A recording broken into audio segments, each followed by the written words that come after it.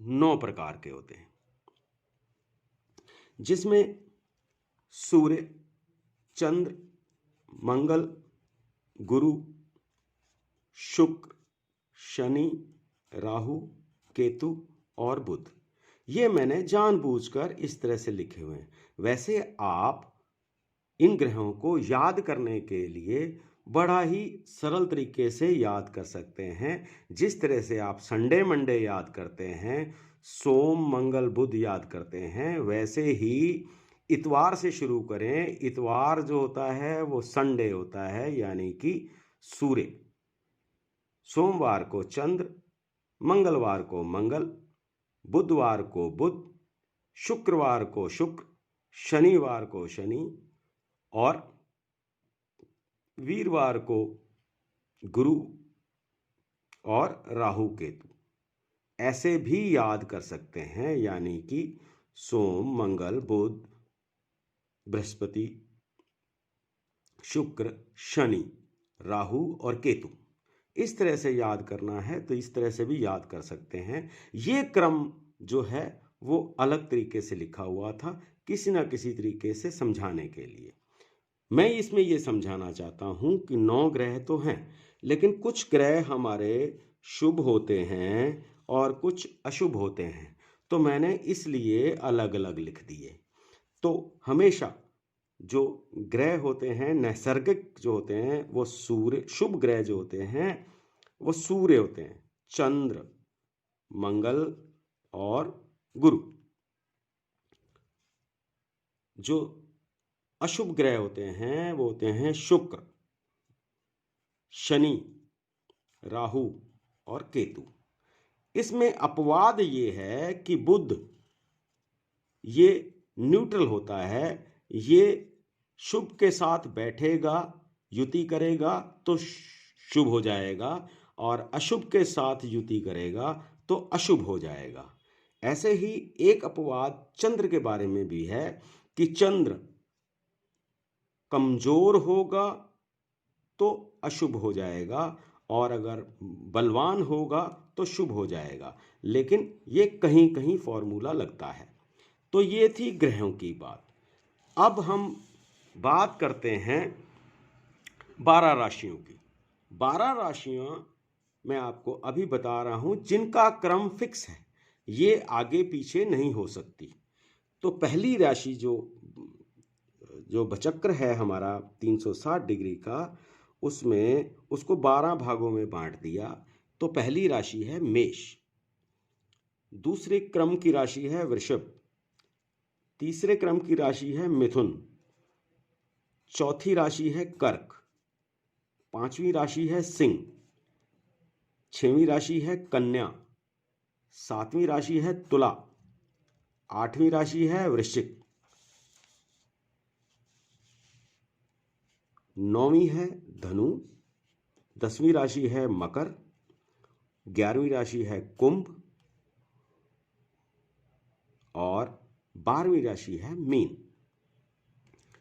ये राशियां किसी ना किसी तरीके से ग्रहों के साथ भी संबंधित हैं। तो आइए ये भी जान लेते हैं।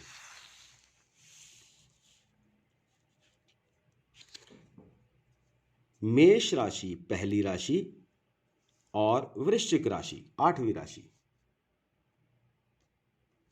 इनका स्वामी मंगल है। वृषभ राशि और तुला राशि, इनका स्वामी जो ग्रह है वो है शुक्र। तीसरी है राशि मिथुन और 6वीं कन्या, इनका स्वामी है बुध। और इन सभी ग्रहों को दो दो राशियां अलॉट की गई हैं, लेकिन जो कर्क है उसका स्वामी है चंद्र, और सिंह राशि का जो स्वामी है वो सूर्य है। इनको सिर्फ एक एक राशि ही अलॉट की गई है। ऐसे ही धनु राशि और मीन राशि का स्वामी गुरु है। मकर और कुंभ का स्वामी जो है वो शनि है। तो कुल मिलाकर सभी ग्रहों को सूर्य और चंद्र को छोड़कर बाकी सभी ग्रहों को दो दो राशियां आवंटित की गई हैं। सिर्फ सूर्य और चंद्र को एक एक राशि आवंटित है। तो ये था ग्रहों का राशियों के साथ संबंध। अब हम आगे बात करेंगे कि ये ग्रह ऊंच नीच की दृष्टि भी रखते हैं।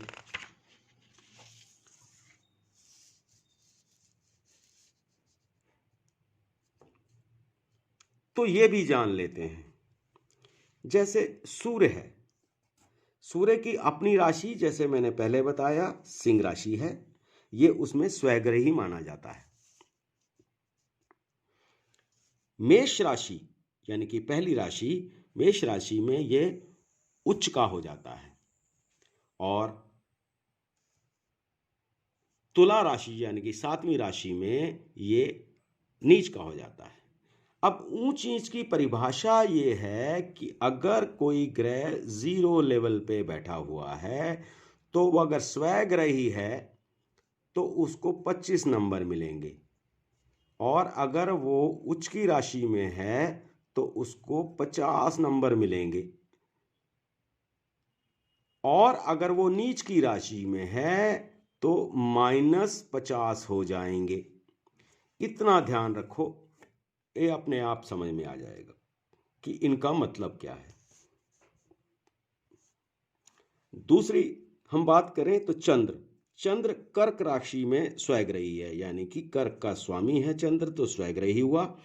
और वृषभ में दूसरी राशि में ये उच्च का होता है, और वृश्चिक यानी कि 8वीं राशि में ये नीच का हो जाता है। मंगल मेष और वृश्चिक में स्वग्रही है, क्योंकि मंगल को 2 राशियां आवंटित है, पहली और 8वीं, इसलिए ये उसमें उसका अपना ग्रह है, तो ये स्वग्रही हो गया। और उच्च राशि है इसकी मकर, 10वीं राशि, ये मकर में उच्च का हो जाता है, और कर्क यानी कि चौथी राशि में ये नीच का हो जाता है। इस तरह से राहु हुआ, राहु को कोई भी राशि अलॉट नहीं की, जैसे मैंने पिछले अभी थोड़ी देर पहले बताया था, उसमें राहु और केतु नहीं थे। तो ये एक छाया ग्रह हैं, इसलिए इनको कोई राशि तो आवंटित नहीं की गई, लेकिन ये मिथुन राशि में उच्च के माने जाते हैं और धनु राशि में नीच के माने जाते हैं। इसी तरह से गुरु का स्वामी धनु और मीन, मैंने पहले बताया है कि धनु राशि और मीन राशि यानी कि 9वीं और 12वीं राशि, ये जो हैं ये इसकी स्वग्रही हैं, मतलब अपने घर में है, ये स्वग्रही रहता है, ये उसका स्वामी है। कर्क राशि में ये उच्च का हो जाता है गुरु, और मकर राशि में नीच का हो जाता है। इसी तरह से शनि को 2 राशियां अलॉट की गई थी, एक मकर और एक कुंभ, यानी कि एक 10वीं और 11वीं राशि। उसके बाद तुला राशि में ये उच्च का हो जाता है, और मेष राशि यानी कि पहली राशि में नंबर 1 की राशि में शनि नीच का हो जाता है। आगे बुध की बात करते हैं। तो बुध को 2 राशियां अलॉट हैं, एक मिथुन एक कन्या, यानी कि एक तीसरी राशि और एक 6वीं राशि। इसमें ये स्वग्रही रहता है, और कन्या राशि में ये उच्च का हो जाता है, और मीन राशि में ये नीच का हो जाता है। कन्या राशि हुई 6वीं राशि और मीन हुई 12वीं राशि, तो ये उसमें नीच का हो जाता है। केतु को कोई भी राशि आवंटित नहीं की गई, इसलिए ये इसके कोई भी स्वामी नहीं है, ये किसी भी राशि का स्वामी नहीं है, लेकिन ये धनु में उच्च का हो जाता है और मिथुन में नीच का, यानी कि जो 9वीं राशि है धनु, उसमें ये उच्च का माना जाता है, और तीसरी राशि में जो मिथुन है उसमें ये नीच का हो जाता है। ऐसे ही शुक्र की बात करते हैं, तो शुक्र वृषभ और तुला का स्वामी है, यानी कि दूसरी और 7वीं राशि का स्वामी है, तो ये वहाँ पर स्वग्रही हो जाता है। और मीन में ये उच्च का हो जाता है, मीन 12वीं राशि है, तो मीन में उच्च का हो जाता है, और कन्या 6वीं राशि इसमें नीच का हो जाता है। तो ये थी ग्रहों की ऊंच नीच की परिस्थितियां या स्थितियां। अब ये आपस में सभी ग्रह जितने भी हैं ये आपस में शत्रु और मित्र भी होते हैं। तो आइए इसको भी जान लेते हैं।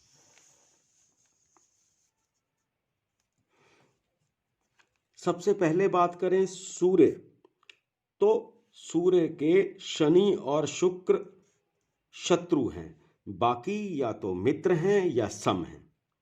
इससे ज्यादा जानने की आवश्यकता नहीं है। आगे हम जब विवेचना करते रहेंगे तो अपने आप ही सब क्लियर हो जाएगा।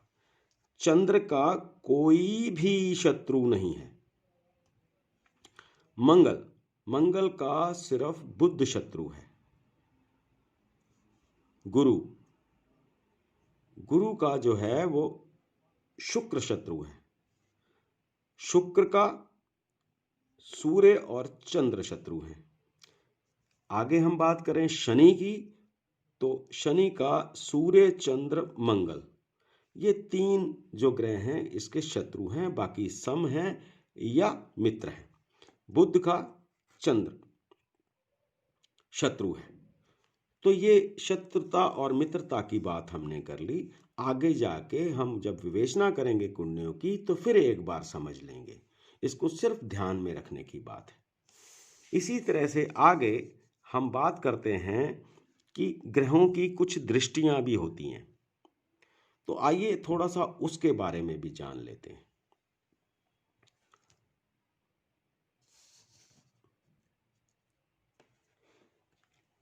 इसमें बड़ा सरल सा फॉर्मूला है कि सूर्य, चंद्र, शुक्र और बुध, इनकी सिर्फ और सिर्फ 7वीं दृष्टि ही होती है। यानी कि ये अपने स्थान से 7वें स्थान में देखते हैं। बाकी 3 ग्रह जो हैं वो है शनि। तो शनि में 7वीं दृष्टि के साथ साथ तीसरी और 10वीं दृष्टि भी होती है। ये मैं अभी थोड़ी देर में आपको समझा दूंगा कि दृष्टि कैसे मानी गई है या किस तरह से देखी जाती है। दूसरा ग्रह है मंगल 4 चौथे स्थान, 7वें से अलावा चौथे स्थान और 8वें स्थान की भी दृष्टि होती है। यानी कि ये 7वीं दृष्टि के अलावा चौथी और 8वीं दृष्टि भी रखता है। इसी तरह से गुरु 7वीं दृष्टि के अलावा साथ साथ 5वीं और 9वीं दृष्टि भी रखते हैं। अब आओ समझ लेते हैं दृष्टि का क्या मतलब है। मान लीजिए कोई ग्रह यहां पर बैठा हुआ है। मान लें हम यहां पर बुध लिख देते हैं। मान लीजिए ये बुध यहां पे बैठा हुआ है। तो इसकी 7वीं दृष्टि हम कैसे काउंट करेंगे। अब यहां से भाव गिनने हैं। जहां पे बुध बैठा हुआ है उसको पहला भाव गिनना है। तो ये 1, ये 2, ये 3, 4, ये 5वां भाव हो गया, ये 6वां भाव हो गया, ये 7वां। यानी कि अपने से अपोजिट ग्रह में जो कोष्टक होता है या भाव होता है, ये उसको देखता है जब, तो इसको 7वीं दृष्टि माना जाता है। फिर दोबारा किसी दूसरे तरीके से मैं आपको समझाता हूं।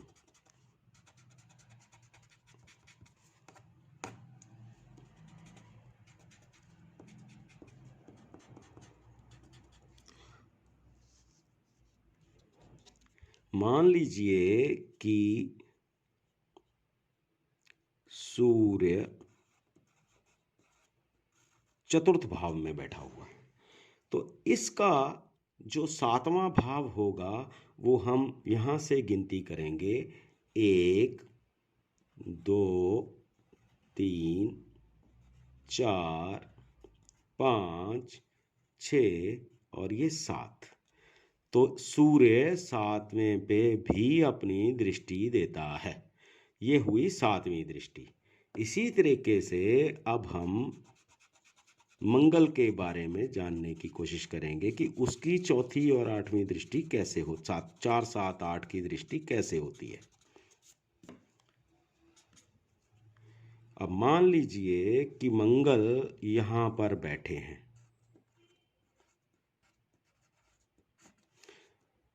अब इनकी चौथी, सातवीं, आठवीं दृष्टि कैसे समझेंगे?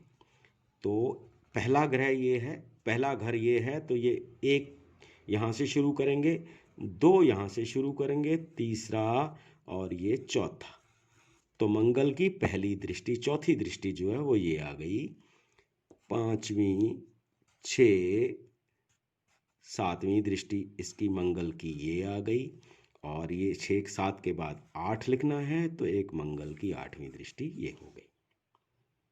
बड़ा ही आसान है, सिर्फ समझने की बात है। इससे इस घर में लिखे हुए कोई भी नंबर या राशि से इसका कोई कनेक्शन नहीं है। इसका हमें गणना परिस्थिति के हिसाब से ही करनी पड़ती है, जहाँ पे वो बैठा है वहाँ से गिनती करनी होती है। इसमें लिखी हुए नंबर से इसकी दृष्टि, इसका कोई भी कंसर्न नहीं होता। अब एक और देख लेते हैं कि मान लीजिए शनि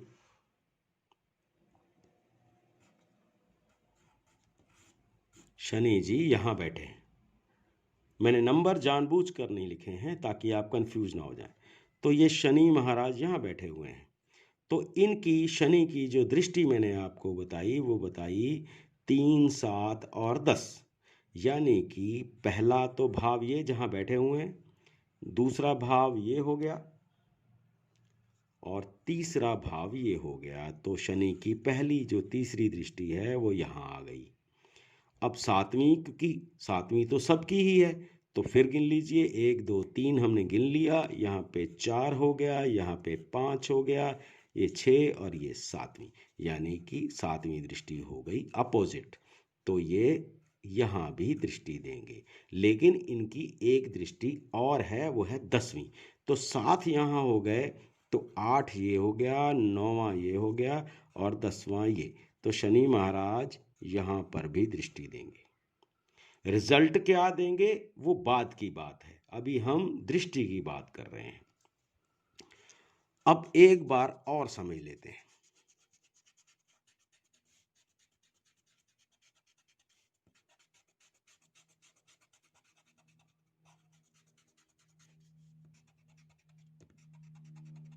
इस बार हम गुरु की दृष्टि के बारे में समझेंगे। तो मान लीजिए गुरुदेव यहाँ बैठे हैं, किसी भी जगह पे बैठ सकते हैं, जरूरी नहीं है, ये तो एग्जाम्पल है। गुरु जहाँ पे भी बैठे हैं वहाँ से हमने 5 7 9 की जो दृष्टि है वो काउंट करनी है। तो वैसे ही ये पहला भाव हो गया जहाँ गुरु बैठे हुए हैं, तो दूसरा ये हो गया, तीसरा ये हो गया, चौथा भाव ये हो गया गुरु के हिसाब से, और ये 5वां भाव। तो गुरु की एक दृष्टि तो पहुंच गई यहाँ, और सातवीं दृष्टि 6 7, और वैसे भी अगर देखना गिनने की जरूरत ना भी हो, सातवीं दृष्टि बिल्कुल सीधी होती है, उसके अपोजिट घर में होती है। तो 7 तो यहाँ पे ऑटोमेटिक ही आ जाएगा, वैसे भी लिख लीजिए, तो 5 6 7, तो 7 सातवीं दृष्टि, गुरु की सातवीं दृष्टि यहाँ पर आ गई। अब एक दृष्टि गुरु की 9वीं है, तो 7वां, और ये हो गया 8, और एक ये 9, तो गुरु की एक दृष्टि यहाँ पे हो गई। उम्मीद करता हूँ कि आज के बताए हुए जो फॉर्मूले हैं वो आपको समझ में आ गए होंगे। अगर आपको ये प्रोग्राम वाकई अच्छा लगा तो इसको सब्सक्राइब कर लें और घंटी के बटन को दबाएं, ताकि अगला आने वाला लेसन आपसे छूट ना जाए। तो आज के अध्याय में इतना ही। मैं साथ में इसके जो लिंक में ये सारे लेसन्स का जो अभी तक आपने पढ़ा है, इसकी पीडीएफ कॉपी जो है वो मैं अटैच कर दूंगा। तो अगले अध्याय में हम जो जानेंगे वो जानेंगे राशियों के बारे में और कुंडलियों के बारे में, कि लगन क्या होता है, और उस हिसाब से कौन से ग्रह आपके योग कारक हैं या फलदायी हैं या शुभ हैं, और कौन से ग्रह आपकी कुंडली के हिसाब से आपके लिए अशुभ हैं, यानी कि किसका हमें दान करना चाहिए और किसका दान नहीं करना चाहिए। आज के अध्याय में इतना ही। आचार्य देवीदास धर्मवीर अत्री की तरफ से नमस्कार।